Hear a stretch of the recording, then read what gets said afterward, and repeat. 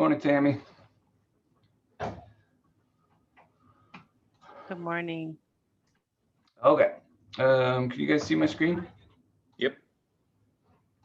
So today I wanted to cover this toolbar over here on the left, which is actually called the Toolbox. Everybody cool with that? Yeah. All right.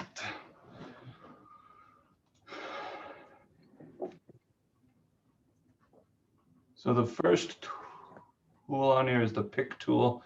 I think we actually covered the pick tool in one of the first videos that we did, but we'll just cover it briefly again here. The pick tool is used for moving things, resizing objects, that sort of stuff. Double clicking will give you rotation handles. There's a flyout for a freehand pick, which lets you draw a lasso around objects in order to select ones. So if I brought in a design here, if I wanted to select just, the text and this design in the corner, I can freehand grab around like this. It's actually not going to grab the part down, the image down there, because I missed the very bottom left corner of it. So it's only going to grab the text. But if I try again, then it'll grab all that stuff.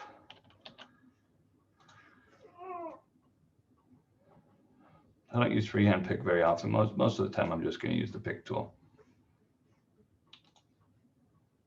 The shape tool is used for editing your shapes, editing nodes. So if there's too many nodes, you can grab the nodes like this and come in here and reduce them, or you can come in and grab nodes and delete the nodes, all sorts of stuff like that. You've got full control with the shape tool to change the way your shape looks. So if I really wanted to, I can pull all this stuff out, move it around, or just grab these nodes and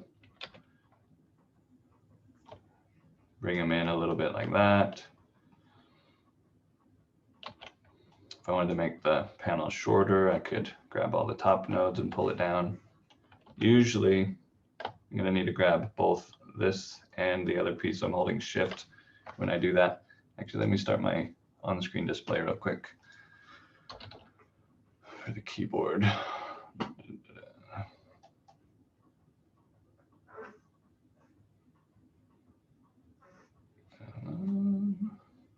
All right, throw that down there. There we go.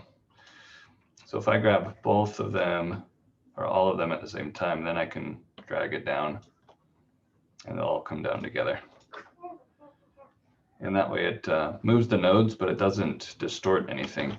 If I were to just use the pick tool and grab these and stretch it, what ends up happening is those line thicknesses then change because it's actually stretching or making those skinnier.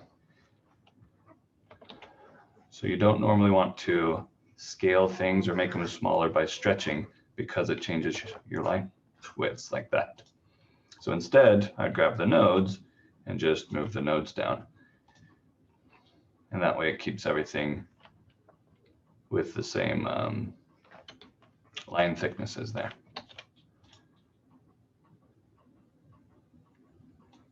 Underneath the shape tool, these are tools for cleaning up your drawings. If you do drawing by hand, if you do custom drawings, these definitely come in and help out. This, if we look at this, so there's a few nodes up here on this particular design that don't really need to be there. So if we took the smooth tool, we could just click and drag along this, and that's going to smooth that out and also reduce those nodes at the same time. You just click and drag and it's going to reduce that. Most of the time I use the smooth tool when I am drawing maybe with the freehand. So if I come in here and start drawing something like this, You can use the smooth tool to come in and just smooth out these lines and make sure that the nodes are nice. If you've got a design that's got too many nodes, you can smooth that out as well, or if it's jagged, that's a good use for the smooth tool. When you're smoothing, up here on the toolbar, you've got the rate as to how fast it smooths, and then you've also got whether pen pressure does anything. Then you got your nib size, which is how big your smooth is. The larger your nib size, so if we go up to like 10 inches, the more it's going to smooth. Okay, so if I click and drag now, you'll see how it smooths a lot more because it's a bigger nib. One trick for resizing on the fly is you can left click while you're holding shift and drag down to make it smaller or up to make it bigger. So I'll usually do that, and then I'll just come in and smooth like this to make it nice and smooth. Smear is a little bit different. It instead lets you grab a piece and just kind of pull it out. I use this a lot when I'm doing grass or something like that, or if I've got a piece I want to kind of pull out in a different direction. I usually grab it like that, and you can just smear. And sometimes that's a lot easier than grabbing the nodes and pulling all these nodes out, because it's more interactive and you can do it with your pen and that sort of stuff. How's it going, Julia? Awesome. Glad to be back, guys. Good to see you. Woohoo.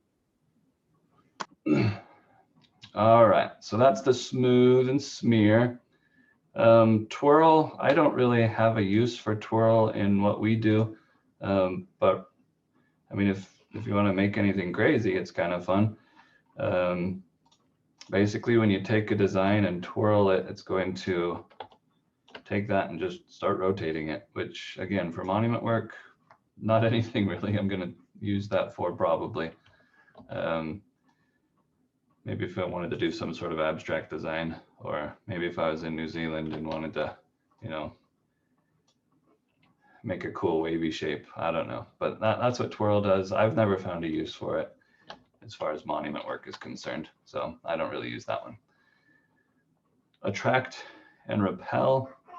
If you have, let's say you've got a design like this, and you combine it together.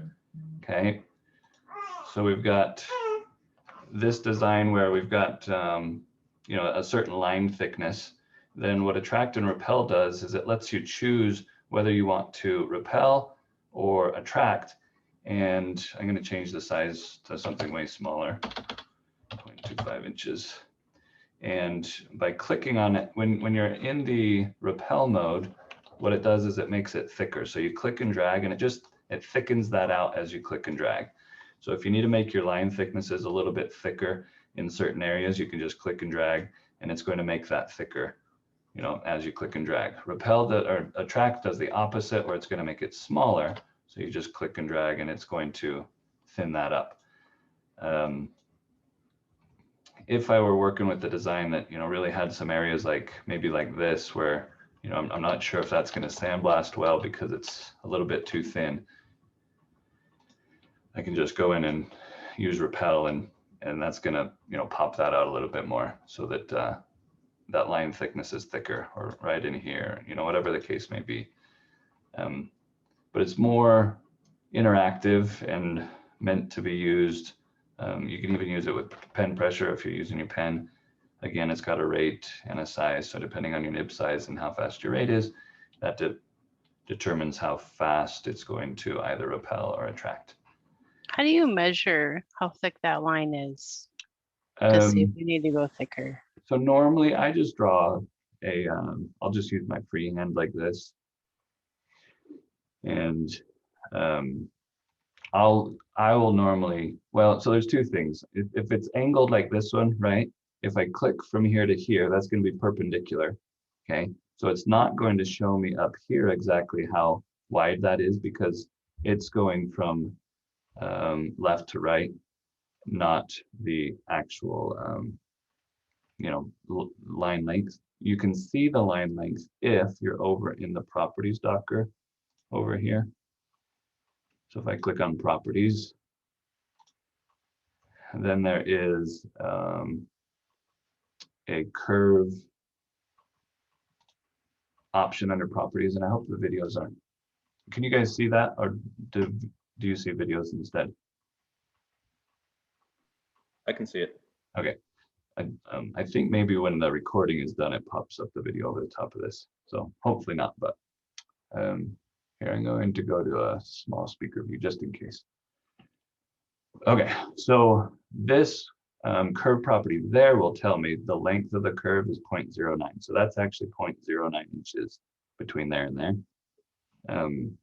Even though it's showing 0.06, and that's because again it's showing the width of, if we were looking at that as a triangle, it's going to be the width of that as opposed to the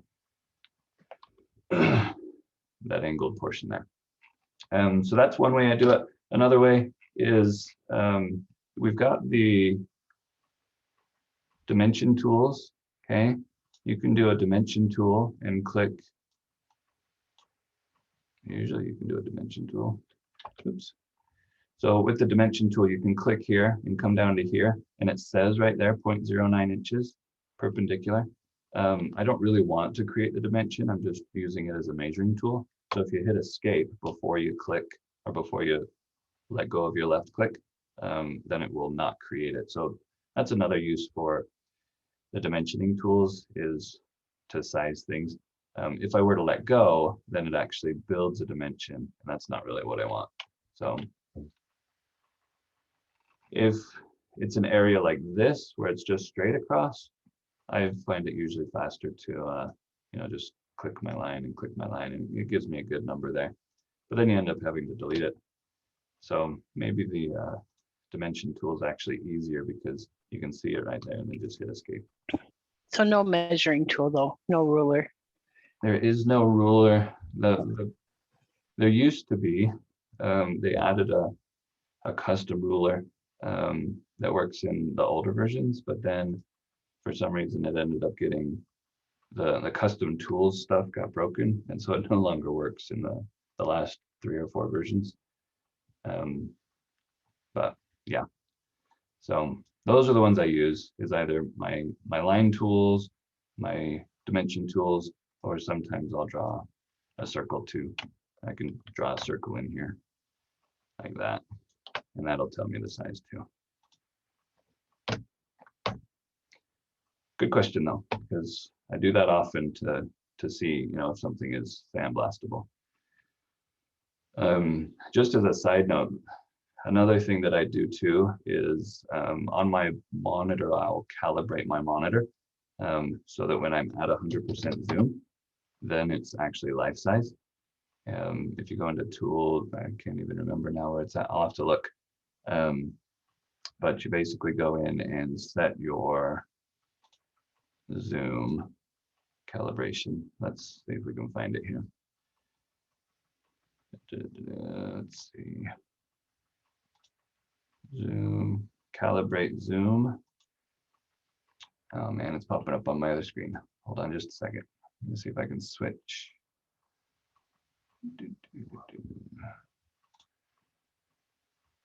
Change my display settings really fast to make what I'm on as my main display. Okay, so I'm going to try this again and see if it works.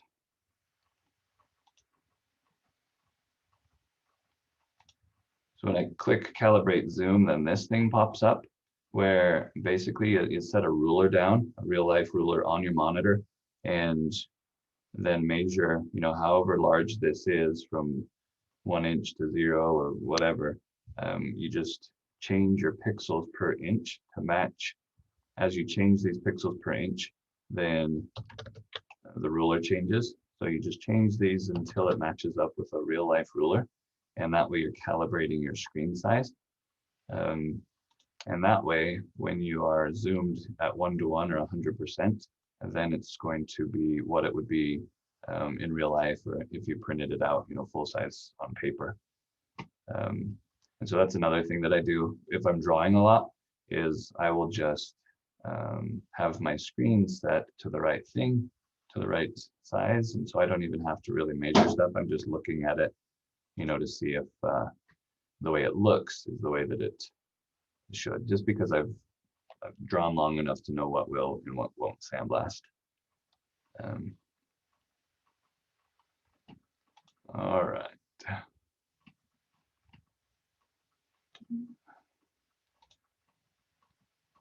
I switched my screen back. Did that mess things up on your guys' end, or can you still see my screen? I see your wallpaper. Okay. Give it just a second to refresh, and then it'll come back down. Come on. There you go. All right. So those are a couple different ways, Tammy, that I measure things or look at things to see if they're going to sandblast well.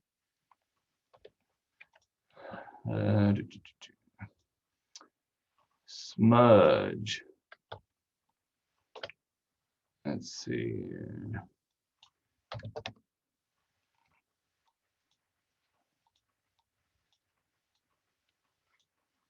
I don't think I've ever actually used Smudge. I don't know.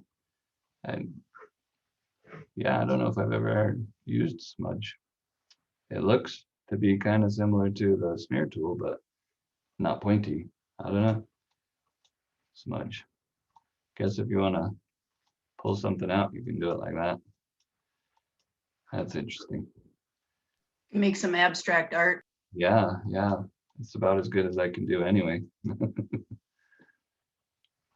roughen, I have used roughen once upon a time. All it does is it takes your edges and makes them rough.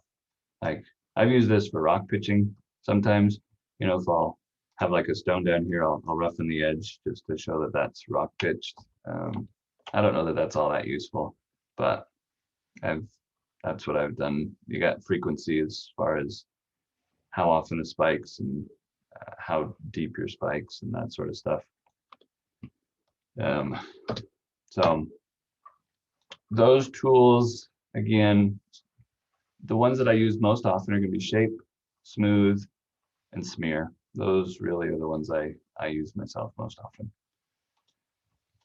All right, the next one down is crop. Cropping is pretty easy in that whatever you select, you can crop, and it's going to, when it crops, you just draw a box and then double click to crop, or you can come up here and click on the crop, and then it will crop to that boxed area. Sometimes I use that if I want to show a design, you know, maybe a more complicated design that's larger and I want to zoom into a certain portion of it and only send that out to the customer. I'll usually make a copy first, and then I'll come in and crop, you know, right here, and then I'll send that out as a JPEG all by itself. Sometimes it's photos or whatever the case may be, just to give them a little bit more zoomed in look at certain portions of it. So I use that. The crop will work off of selection, or if you have nothing selected, it works off of everything. So if I don't have anything selected and I come in and build a crop, it's going to crop anything that's on that page. So you need to pay attention when you're cropping to whether or not you have what you want cropped selected. One of the things that I crop a lot is photographs of stones. So if I, you know, had an image of a stone that I wanted to bring in, let's see if we got one here.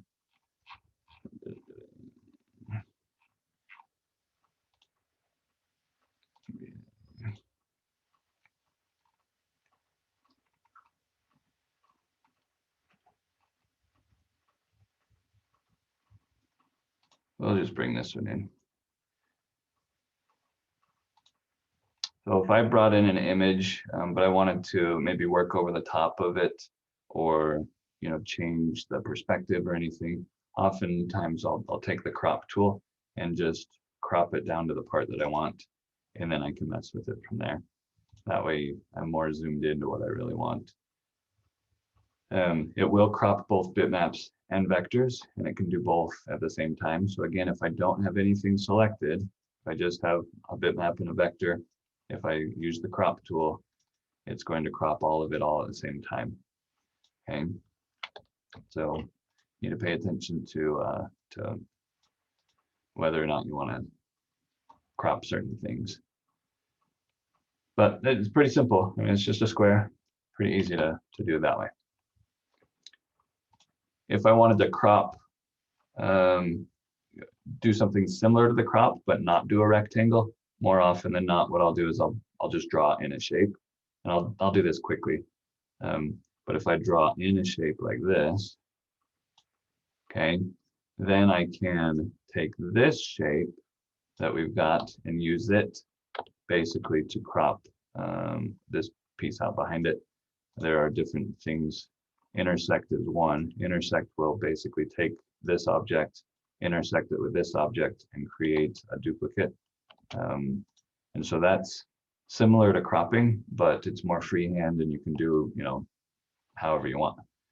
So depending on what I'm doing, whether I need it to be quick and easy and just a rectangle, or if I need to get to something specific.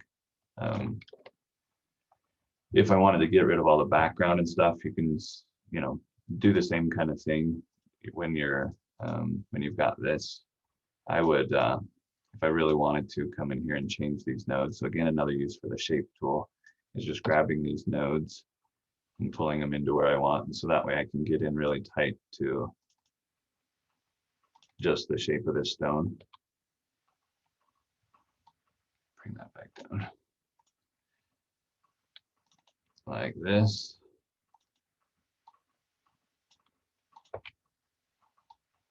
So just other ways of doing kind of similar tasks there.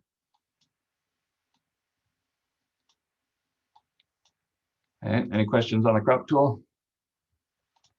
Nope. All right. Go back. There we go. Okay, the next one down is the knife tool. The knife tool is used for, let's say you've got this stone here, and you need to cut it on a cutter. It is 24 by 15, but let's say you've only got a 12-inch wide cutter, okay, just as an example. The idea behind the knife tool is that you can take the knife tool and come in here and, well, I just did it freehand, I guess. Now I'm going to switch over to 2-point. So you can come in and cut, and then it's supposed to cut through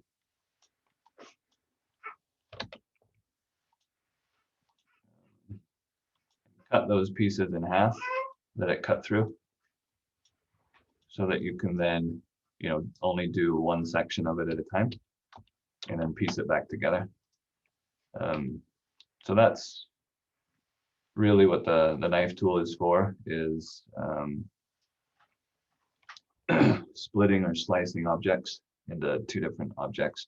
And if you want to, if you're doing, most of the time it's for vinyl use, you can have a gap or an overlap, so that if you want to cut things, you can have it overlap slightly, so that when you cut your vinyl back out and piece it back together, they can overlap a little bit.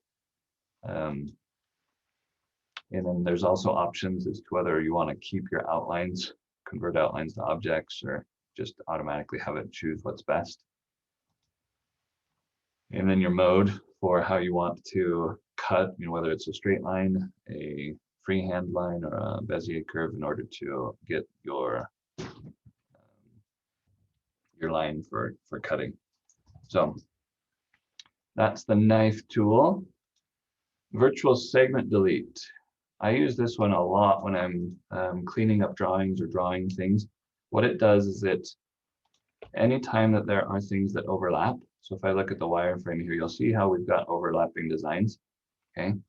And what we can use virtual segment delete for is you just click, you can either click on the line, and what it does is it goes and deletes until it hits something else. So every time I click on that, it's just going to go and delete until it hits something else. Okay. Or you can click and drag, and anything that touches the box will then get deleted.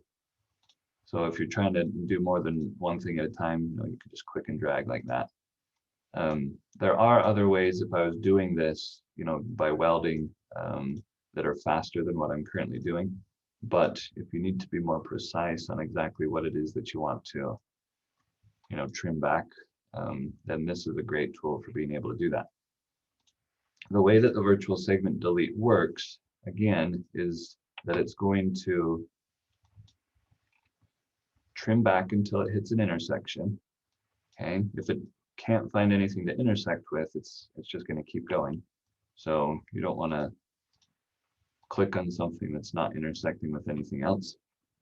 And because it's trimming the objects back, it is leaving them as open shapes. And so even though this was a closed shape before, now that we've trimmed it all up, if we look at the nodes, I think I gotta ungroup all this first. If we look at the nodes that make this up, that node is separate from this one. So they are, it is, again, it's not closed anymore. It's an open shape, right?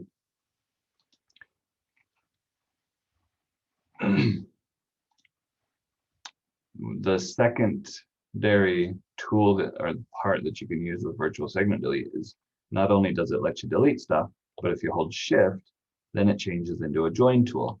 So if you hold shift and just drag a box, what it does is everywhere that they are those open pieces, then it will rejoin those as long as they are exactly overlapping over the top of each other.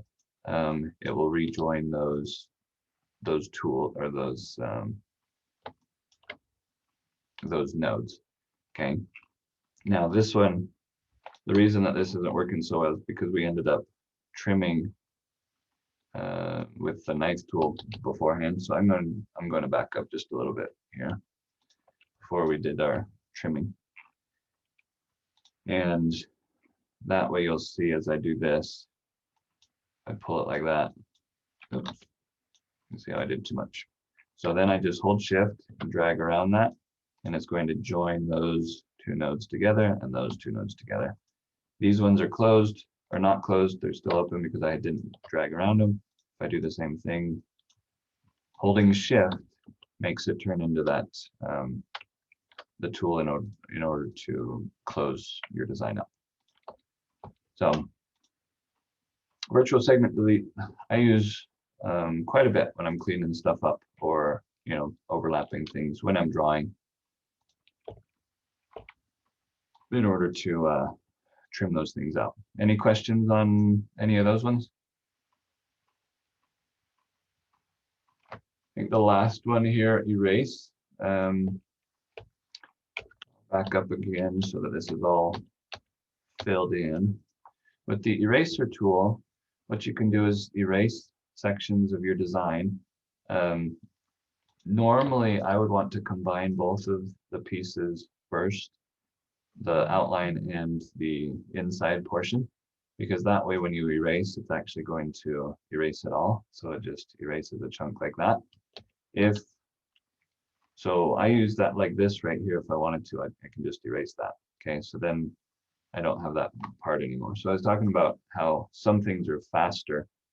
If I really wanted to get rid of those lines and not have a line there, I can use the eraser, and then I can simply come in and grab this and hit W to weld it, and now all of that stuff's gone.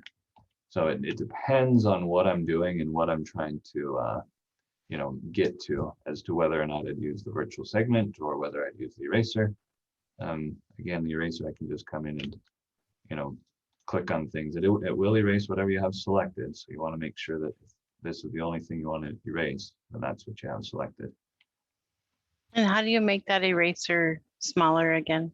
So up on here, there's going to be an eraser thickness. Okay, you can change it there. I always change it interactively. So if you hold shift while you left click and then you drag up and down, then it's going to interactively, as you drag up and down, resize it.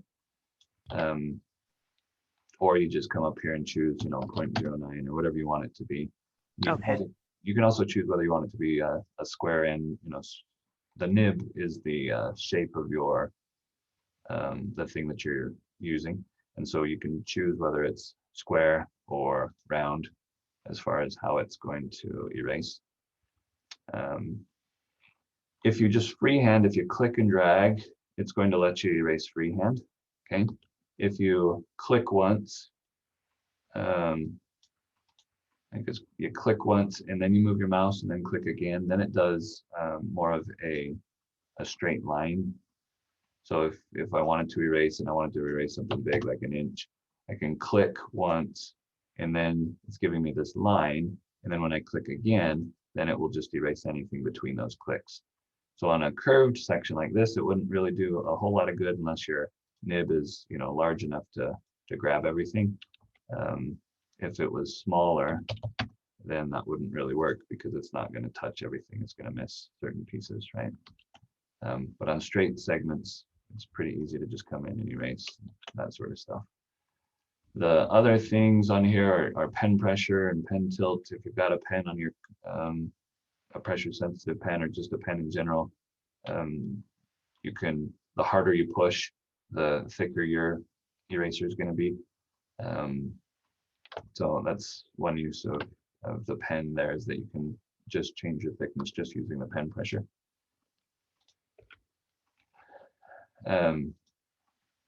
If I scoot back to where we were before we combined it together, the reason I said I would combine things together most often is because if I erase this, it's going to take a chunk out of it like that, and then I'd have to come and erase this, and it's going to take a chunk out like that, but it's going to keep it closed, right here, and that's normally not the way that I want to do it. I mean, maybe if I was just trying to pull out the corner, I could do it that way, and that way you don't see that corner piece anymore.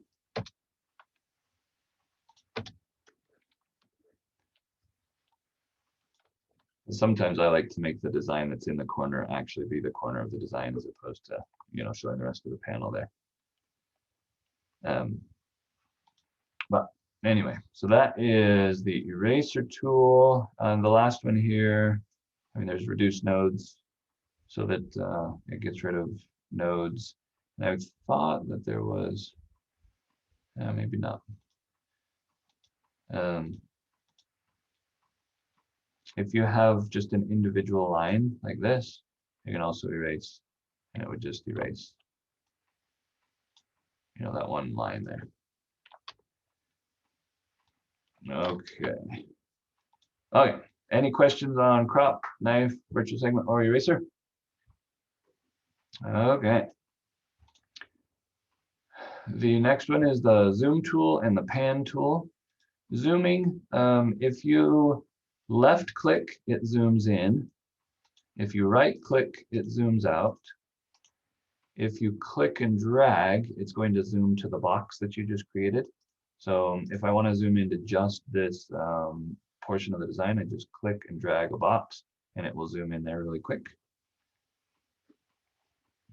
If you use these buttons up at the top, there's options to zoom to 100% or to zoom to your page.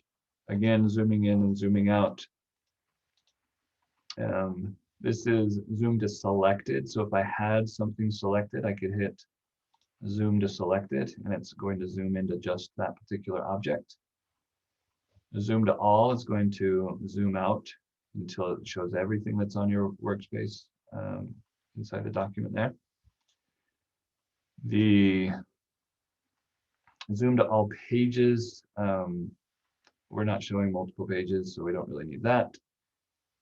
Zoom to page, I normally don't work on a page, but if we click on that, it's going to zoom into wherever the page border is. If I hit V on the keyboard and show my page border, you'll see the page border there. So that's what it was zooming to. And these other ones also do the same thing. It's zooming to the width of the page or to the height of the page. Again, I normally don't work on a page or within a page border, so I don't use these very often. Most of the time, I'm just right-clicking, left-clicking, or clicking and dragging.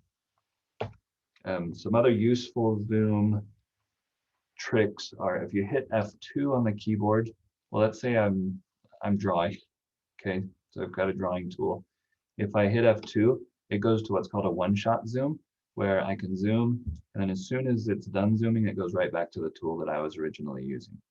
So if I want to zoom in to a certain section and start messing with that one, then that's what I use the one-shot zoom for. F3 on the keyboard will also zoom out, and again F4 on the keyboard will zoom to everything. So more often than not, I'm using keyboard shortcuts for doing my zooms, just because it's easy to hit F4. It's easy to grab something and hit Shift F2 to zoom into the selected, or zoom out and zoom in. Or the other thing for zooming is the mouse wheel. When you go up and down on your mouse wheel, then it will zoom in as well.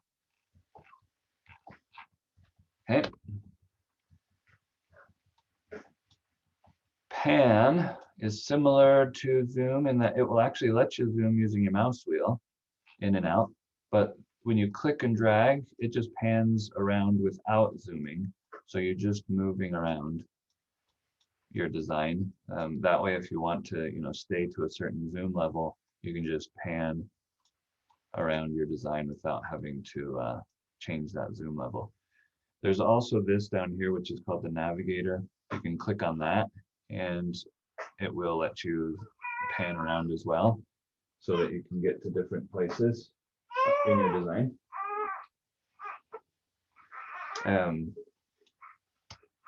I don't use pan too often, but every once in a while it comes in handy. If you hold Control, or it depends on the version of CorelDRAW you're running. In 2021, they just changed the keyboard shortcuts for what things do.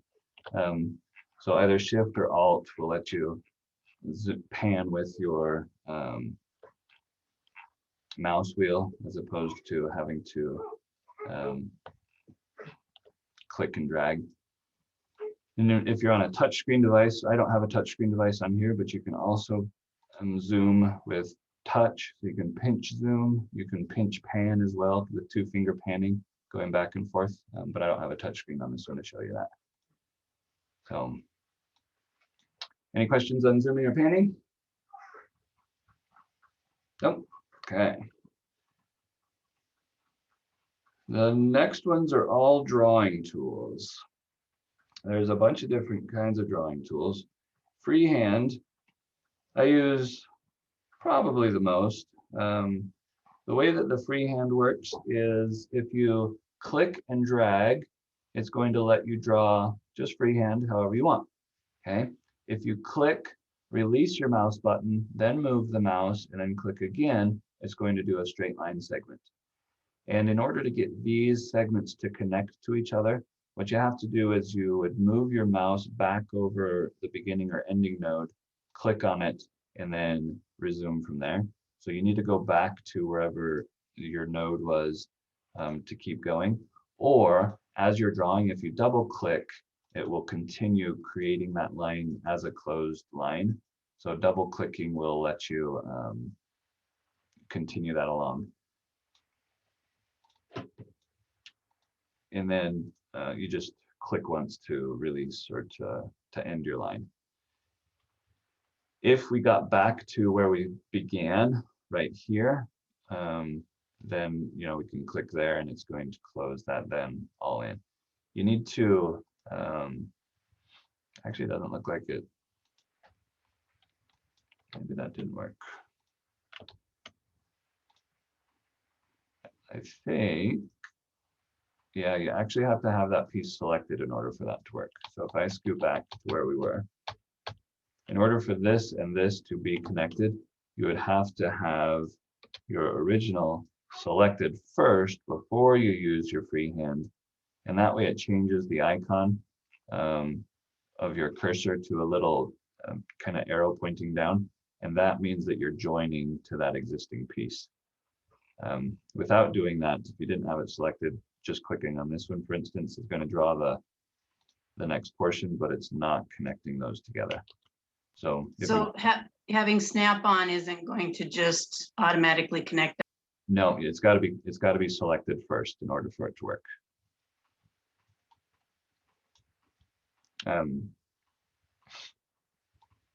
So that's freehand. There are some other kind of funky things with freehand. If you're like drawing like this and you're like, oh, I didn't want to go that far. If I remember right, you can hold shift and backtrace and it will erase. I don't really ever do that, but it exists. If you know, we're ever drawing like this, you're like, oh no, I didn't mean to do that. So you can just hold shift and come back and it'll erase while you're drawing.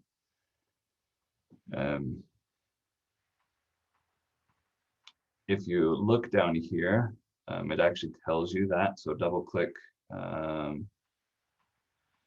the tool, double clicking the tool itself will open up your options. So if we double click the tool, these are going to be how much it smooths and auto join, how many pixels, you know, between where you are and where you're clicking. It'll auto join things. So there's options. It also says, oh yeah, here's another thing is if you're clicking and you hold control, it's going to constrain that line. So I have my constraint to 15-degree increments. So every time I move like this, it's going to basically snap to a 15-degree angle. But if I want to go straight across, I just hold control and that's going to keep it in a straight line. Even if I move my mouse up slightly, it's keeping it straight. If I go too far, it's going to go to the next 15-degree increment. Okay. But if I'm within that 15 degrees plus or minus, it's going to make it straight. So that's one of the tricks that it says down there. And then again, it says to shift plus drag backward over the line erases it. So again, not something that I usually ever do, but I mean, it's kind of cool, I guess. So that's freehand. 2-point line.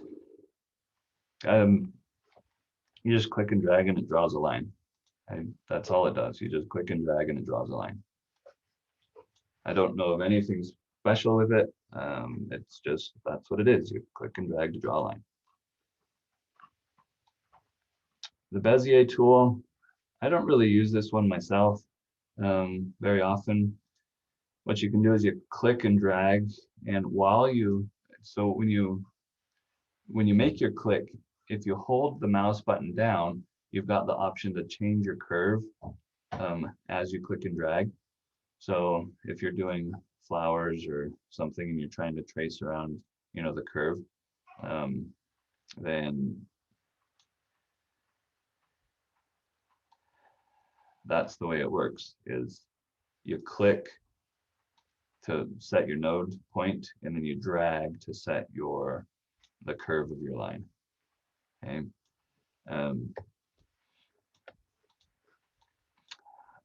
To me, it's, I don't know, it's more difficult for me to use this one, so I don't really use it. And I think, especially when you get to a point like this, I'm not sure if you can actually do a sharp curve on there or not. A sharp angle to go back the opposite direction. So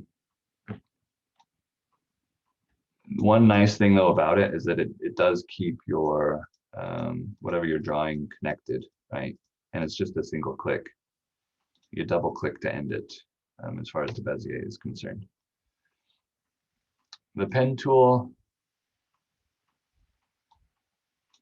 I've never really used this one either. To me, it seems similar to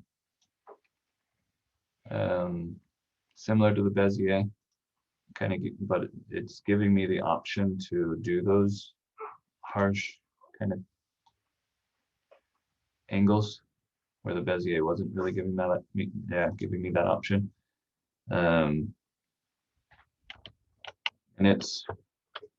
it also says down here, hold Control Shift or Alt for additional options. So looks like I'm able to do just straight lines.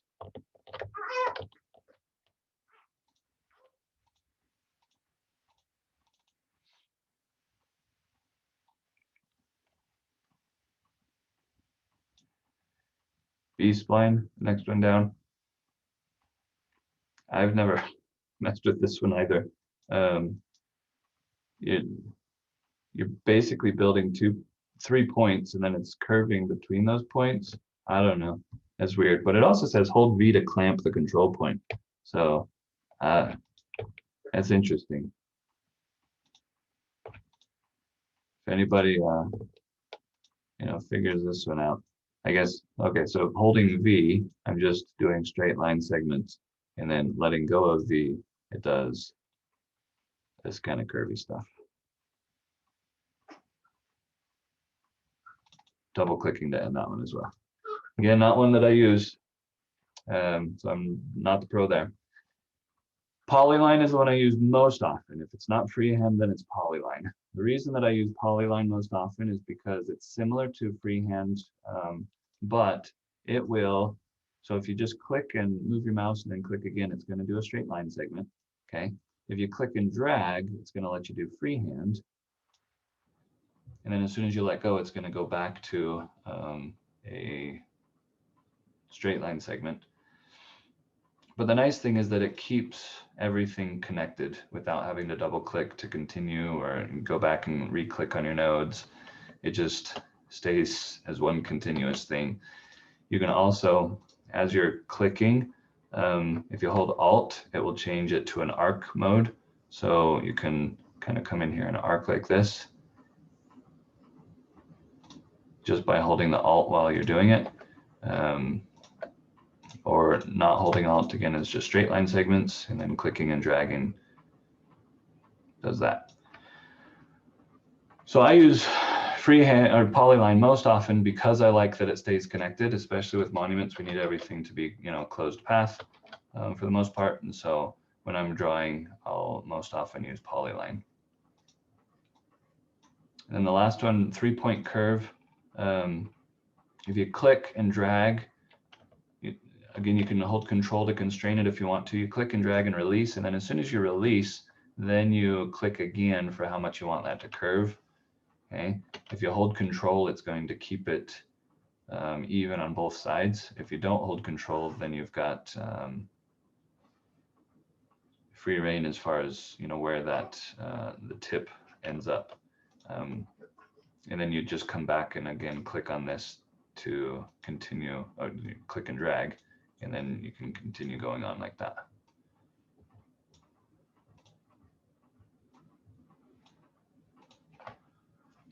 So if you were working your way around flowers or something, you know, that might be a quick and easy way of going about it, just clicking and dragging and getting your lines in there like that. All right, any questions on any of these drawing tools? No? All right.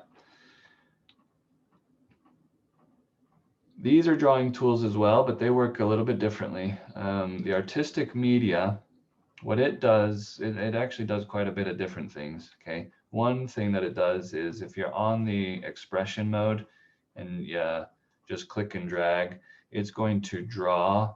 If we hit V to go to the wireframe, you can see there's an inside line there. That's the line that we drew, and then it adds the effect or the media effect to that line.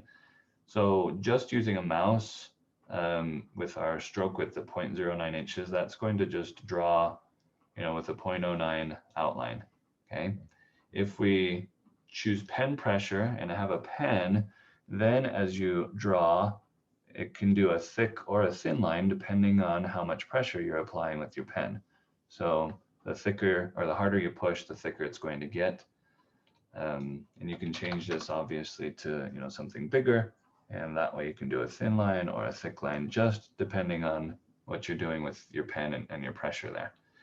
The rest of these tilt bearing, those are, if you've got a pen that supports tilt, you can, I don't know if you can see this or not, but I'm actually just tilting my pen and it gives me more of a calligraphy look, I guess,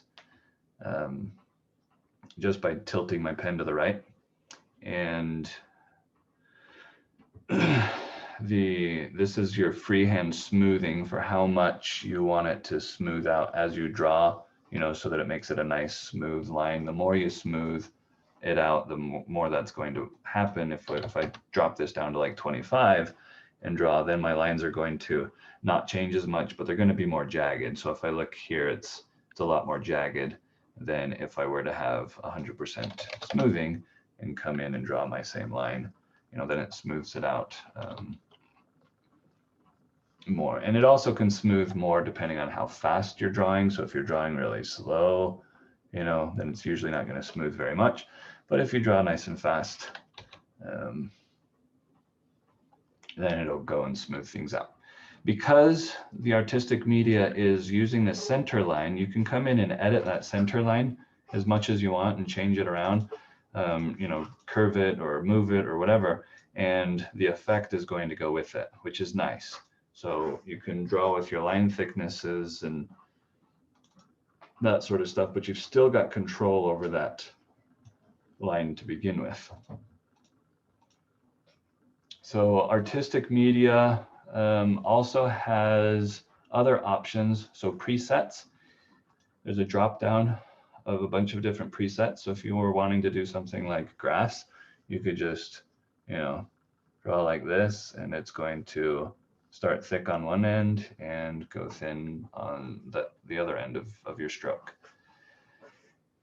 If you wanted to do, I use this one here, or one of these similar to this, to do veins inside flowers, flower petals, flower leaves, whatever they're called, quite often, because you've got, you know, a thick and thin, but you can also change then your ends, which, you know, lets you curve how you want that to go.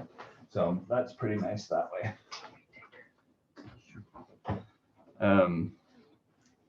Where does it tell you how thick that line is on either side of the middle drawn line?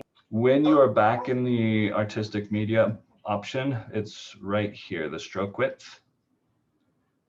And that's going to be your maximum, okay?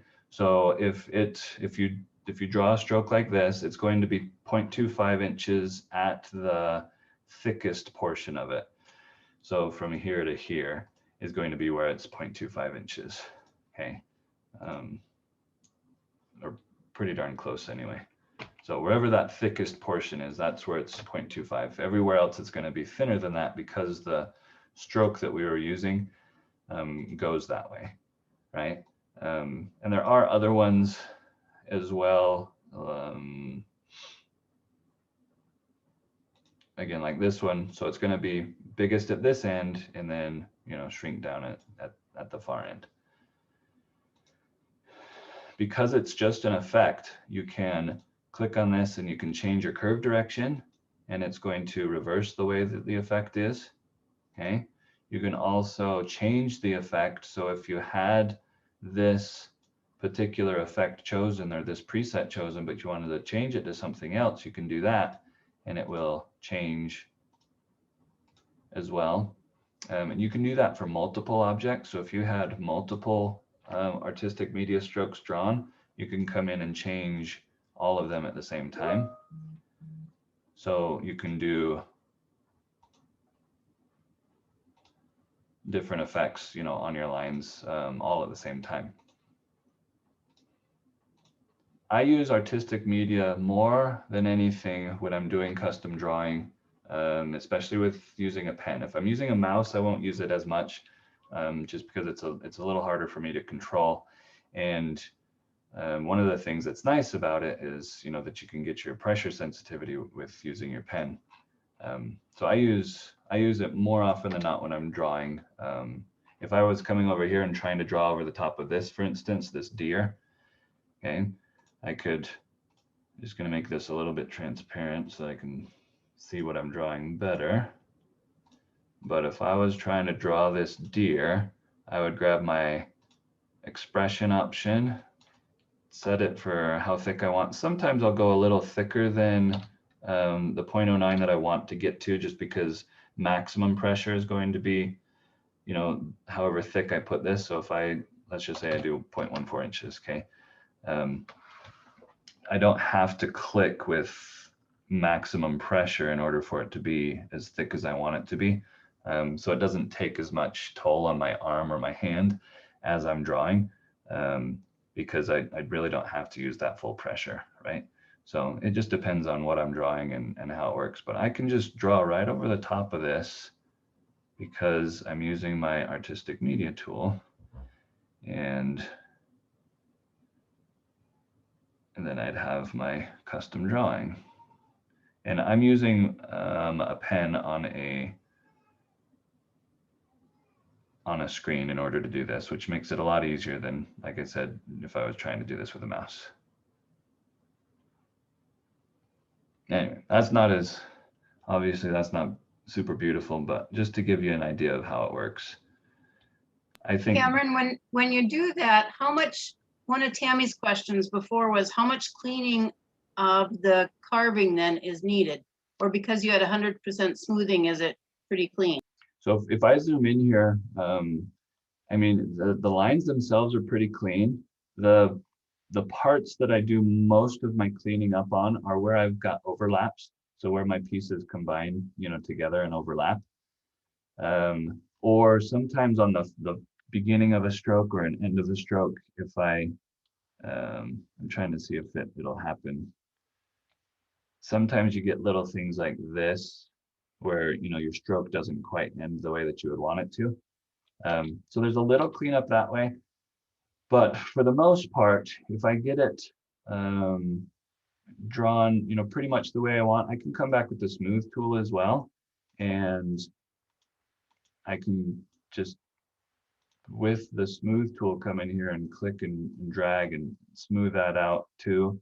You know, if it were in the way, or I can use my shape tool to click and pull this in a little bit. So it depends on how I drew and how fast I drew and how accurate I was being. I wasn't being super accurate doing this particular drawing. So, you know, this might take a little bit more cleanup than what I would normally do. Gotcha. If I go ahead and finish, I'll just finish up a couple lines here. So I'm going to put this back down to 29, and I'll come in and finish. I'll just drop. So like this stroke here, you know, because it's grass, what I can do is switch back over to one of those freehand or the presets. And so I can just draw like this, and it's going to make sure that it gives me a nice pointy end to that grass, right? And then I just switch back over to my expression mode and keep coming like this. Okay, so once I've got all of that drawn, it really isn't the best looking thing, but when I've got all that drawn up, because all of these are individual artistic media strokes, okay, and because if we look at the wireframe of it, there's actually, we've got a center line that is what's, you know, creating that stroke. In order to get this blastable, what I need to do is I need to get rid of all those inside pieces of all of the original lines. And so I've got a keyboard shortcut in Memorial Designer. If you have all of your selected artistic media strokes and then hit the comma button, what that does is it breaks them all apart and removes those inside lines for you. So then you can grab everything and hit W. And what W does is it then welds all of those pieces together. So everywhere that there was an overlap, when I hit W, it's going to weld those overlaps. And so now I've got this, you know, pretty good to how I wanted. And if there's a little bit of cleanup, maybe something right there needs a little cleaned up, then again, I'll just come back to the smooth tool and just click and drag and smooth that out. Same over here, and, you know, maybe right in here, just click and drag and smooth those pieces just to make them a little bit nicer. So as far as cleanup goes, I mean, I think it's a lot less cleanup than if I were to draw this with a Sharpie pen and then scan it in and then try to trace it or auto trace it or whatever the case may be, because that's the way I used to work, is by doing that. But I've found it much faster to do it all digitally and then, you know, just clean my stuff up like this. So I don't think it takes a ton of cleanup, but there are always, you know, there's always going to be something that's in the way there. Does that answer that question, Julia? It does, absolutely. Thank you.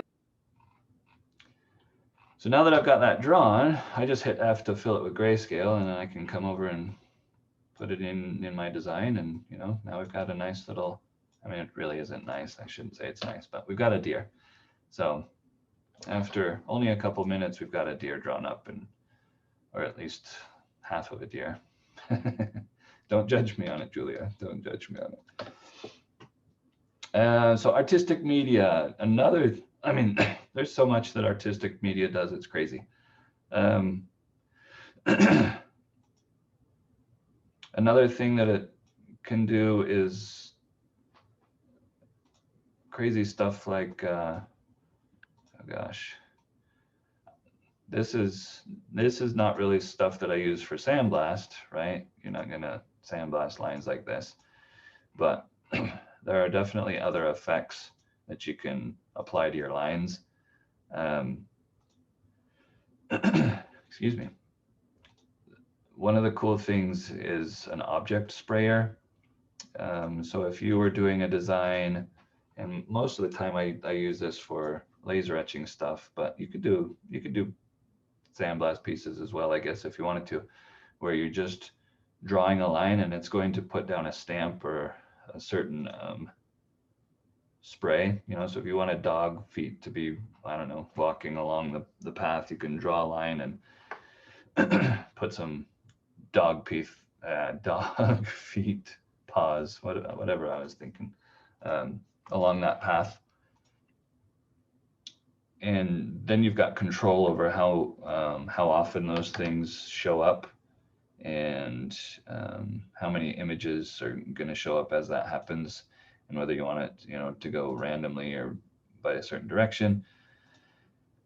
I've used artistic media to build things like rope borders and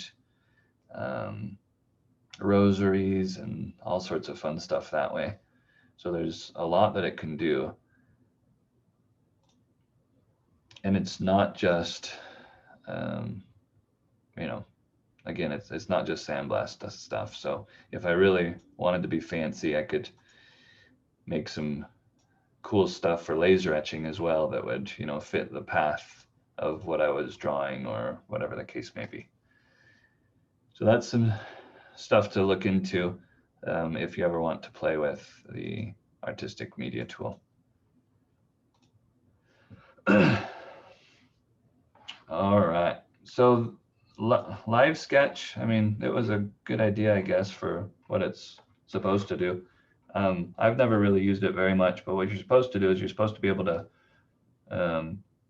basically draw, and as you draw, you're supposed to be able to make multiple, you know, as if you were sketching, really, multiple strokes, and then it interprets, you know, those pieces that you had sketched in like this, and will draw a line between them. So if you were doing a leaf, or I don't know, whatever the case may be, you should be able to come in here and sketch out different pieces, and then it turns them into one line. I haven't had much success in actually using this one. It was new, I want to say maybe 3 years ago. And right now it's not working very well for me, just I think because of running a video as well. And so it's kind of laggy on my end. But the live sketch is supposed to let you basically sketch things out, and then it creates the line over the top of that sketch. Smart drawing I don't use very often, but what it does is if you draw something like a box, it takes that and tries to convert it to, you know, something that's straight or a circle. If I just sketch in a circle, or if I do a triangle or whatever the case may be, it'll take that sketch and rebuild it to recognize as different shapes. And I don't even know how many different shapes they have, whether they can do, that was really bad. I was trying to do an octagon there, but see how bad I am? That's not a very good octagon, so it can't even tell. I don't use it very often. Again, maybe if I was doing like a workflow sketches or something, maybe I'd use it, but for monuments, it's not something that I've ever really used. Now, if they could build it to recognize a SERP top, that would be pretty cool, but it doesn't do that as far as I know. All right, so that is those ones. That puts us at about an hour. Do you guys want to keep going, or do you want to stop for the day? I've got a few things that I've got to get to, so Okay. this is fine for me. Awesome. I should probably get back to doing some sketches. Sounds good. So we'll stop here at the, when we pick up next time, it'll be at the rectangle tool. Okay. Sounds good. All right. Have a great weekend, everybody. We will see All right, Cameron? thanks. You too. you next week. Bye.